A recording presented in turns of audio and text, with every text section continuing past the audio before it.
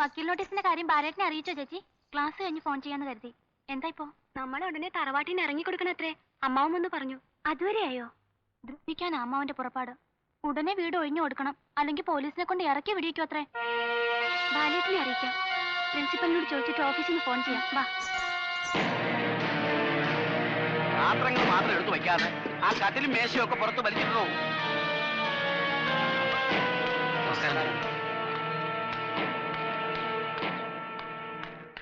എന്താടോ കുറുപ്പ ഇതൊക്കെ?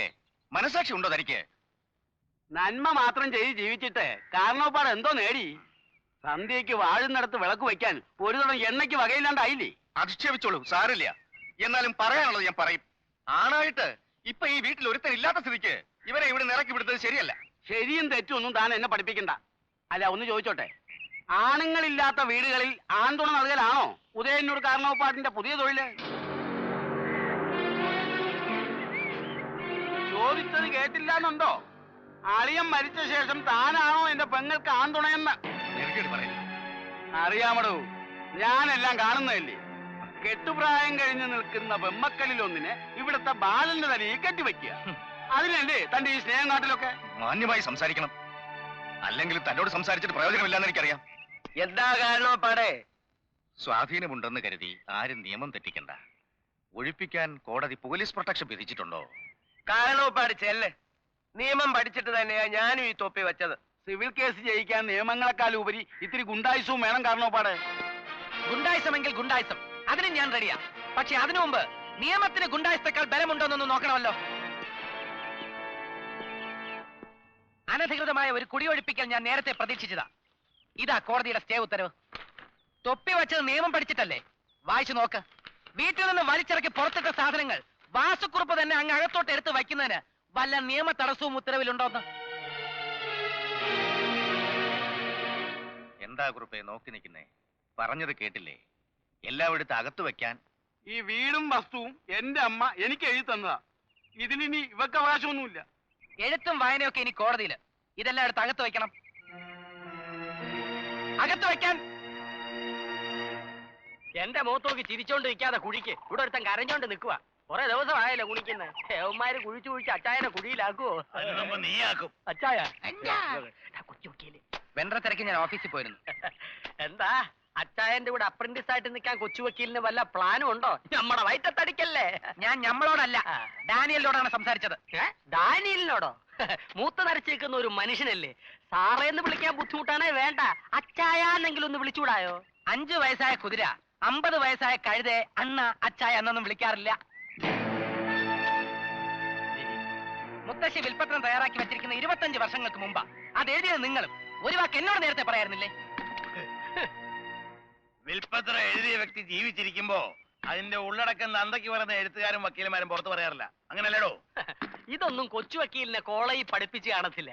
ഹിന്ദു സത്യത്തിന് നിരക്കാത്ത പണിക്കാണ് നിങ്ങൾ കൂട്ടുനിന്നിരിക്കുന്നത്. മറക്കണ്ട. കൊച്ചു വക്കീലും നിന്നെ സത്യസന്ധനായിരുന്നല്ലോ നിന്റെ അച്ഛൻ ശങ്കരമേനോൻ. എന്റെ മക്കൾക്കൊന്നും ഉണ്ടാക്കി ഇടാതിരുന്നത്. അങ്ങേര് വില്ലേജ് ഓഫീസർ ആയിരുന്നപ്പോ എഴുതിയ റിപ്പോർട്ടും പ്രകാരം എനിക്ക് നഷ്ടമായത് പട്ടണത്തിൽ 57 സെന്റ് സ്ഥലമാ. ഇന്നതിന് ലക്ഷങ്ങൾ വില വരും. ശങ്കരമേനോൻ നോട്ടെഴുതി അത് പുറമ്പോക്കാണെന്ന് ഞാൻ കാല് പിടിച്ചു പറഞ്ഞു. അരുതേന്ന് കേട്ടില്ല. അച്ചായന് നൊന്താ. ചങ്കിന് ജീവനുള്ളിടത്തോളം കാലം നോവിച്ചവനെ അച്ചായൻ മറക്കില്ല വക്കീലേ, മറക്കൂല. അപ്പൊ ചതിയായിരുന്നല്ലേ? സംശയം എന്താ?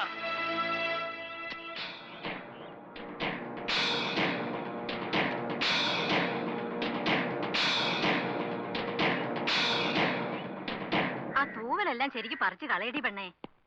പണം ഉണ്ടാക്കാൻ വേണ്ടി എന്ത് തോന്നിയാസം കാണിക്കാൻ അപ്പൻ ഒരു ഉളുപ്പില്ല. മതിയായി. നീ എന്നതാ ജോയിച്ചായി പറയുന്നേ? സ്നേഹം എന്നൊരു വാക്ക് പോലും അപ്പനെ ഡിക്ഷണറിയിൽ ഇല്ല അമ്മച്ചി. കുട്ടിക്കാലം മുതൽക്ക് അമ്മച്ചിയെ തെറി പറയുന്നത് കേട്ടാ ഞാൻ വളർന്നത്. ആ പരിഹാസം കേൾക്കേണ്ട വെച്ച് പുറത്തോട്ട് ഇറങ്ങിയ അപ്പച്ചന്റെ വളഞ്ഞ വഴിയെയും വക്ര ബുദ്ധിയെയും കുറിച്ച് നാട്ടുകാരുടെ പരിഹാസം കേൾക്കണം. കള്ള ആധാരം എഴുതി നാട്ടുകാരെ പറ്റിക്കലും പലിശ വാങ്ങലും.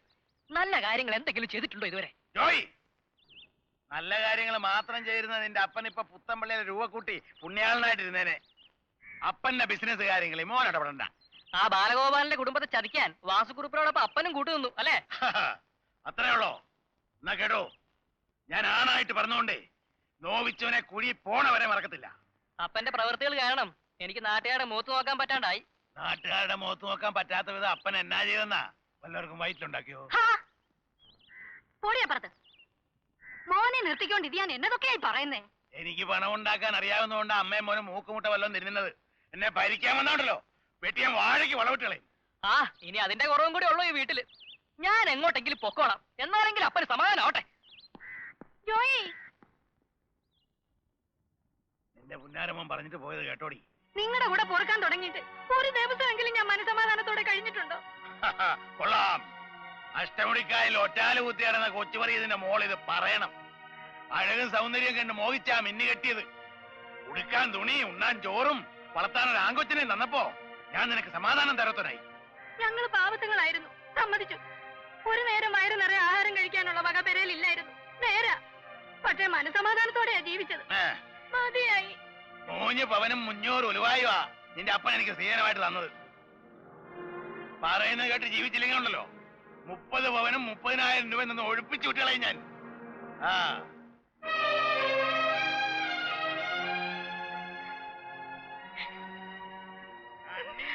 ഒരു വിലയില്ലടി. വേറെ വല്ല നമ്പർ കൊണ്ട് ഇറക്കി. ജോയ്മോനെ,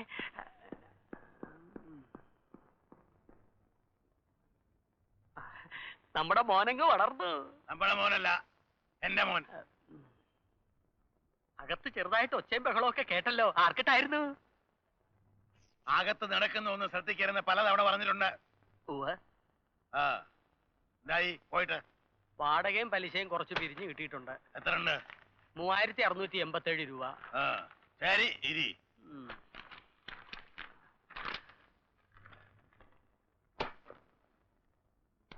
വാഴുന്നിടത്ത് പോയില്ലേ? പോയി, പലതവണ പോയി. പോയതുപോലെ ഇനി തിരിച്ചു പോന്നു. അധ്വാനിച്ച കാശ അങ്ങോട്ട് എണ്ണി കൊടുത്തത്. പലിശ മുടക്കിയ പലിശയുടെ പലിശയും അതിന്റെ പലിശ ഈടാക്കുമെന്ന് പറയാമില്ലായിരുന്നോ? അയാൾ ആകെ പ്രശ്നങ്ങളുടെ നടുവില്. എംപ്ലോയ്മെന്റ് വഴി ജോലിക്ക് കയറിയ ഡാൻസുകാരി പെണ്ണിന് ജോലി സ്ഥിരത വേണമെങ്കിൽ കൈക്കൂലി കൊടുക്കണം. കാർണോപ്പാടന്റെ സഹോദരി ഭർത്താവ് ചത്ത് വട്ടും പിടിച്ച് വീട്ടിൽ നിൽക്കുക. അതിന് മരുന്ന് വാങ്ങി അയാൾ മുടിയുന്നത്. മനുഷ്യത്വം വിചാരിച്ച ഞാനങ്ങ് ക്ഷമിച്ചത്. എടോ നാഗമ്പളം മോഹനമ്പിള്ളേ, ഓ തന്നെ എന്റെ ആഫീസിലേക്ക് വലിച്ചു കയറ്റിയപ്പോ മനുഷ്യത്വം ഒരു യോഗ്യതയായിട്ട് ആവശ്യപ്പെട്ടോ? അതില്ല. എന്റെ കൂടെ ജോലി ചെയ്യുമ്പോ എഴുത്തുകാരനായാൽ മതി, മനുഷ്യനാവണ്ട. അല്ലേ? കാർന്നോപ്പാടിന്റെ 2ാമത്തെ മോക്ക് ഏതാണ്ട് കല്യാണാലോചന മറ്റോ വന്നെന്ന് കേട്ടല്ലോ. ശരിയാ, പക്ഷെ നടത്താനായിട്ട് പണം വേണ്ടേ? സഹായിക്കാൻ ഞാനുണ്ടെന്ന് പറയാൻ മേലാനോടാ കഴുതേ.